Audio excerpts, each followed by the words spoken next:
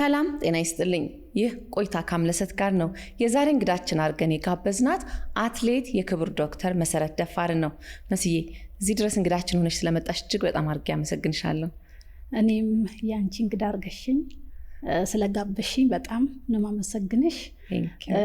እኔም እድለኛ ነኝ ካንቺ ጋር ቁጭ ብዬ ይሄንን እድል አግኝቼ ማውራት ስለቻልኩኝ በግልም አድናቂሽ ስለሆንኩኝ። ወይ መስዬ ቴንኪው።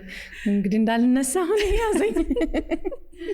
የክብር ዶክተሬት እንዳገኘሽ ብዙ ሰው የሚያውቅ አይመስለኝም። ያው እኔም ቅርብ ጊዜ ነው የሰማሁትና እስቲ ከዛን ጀምር። አዎ እንግዲህ ጊዜው ረዘም ያለ ነው። 10 ዓመት አካባቢ ሆኖት ነው። ብዙም ሰው የማያውቀው ልጄን በወለድኩበት ሰዓት ነበር የክብር ዶክተሬቱን ያገኘሁት። በቦታውም ላይ ተገኝቼ አልተቀበልኩኝም። በዛ ምክንያት ያው ብዙ ሰው አያውቅም።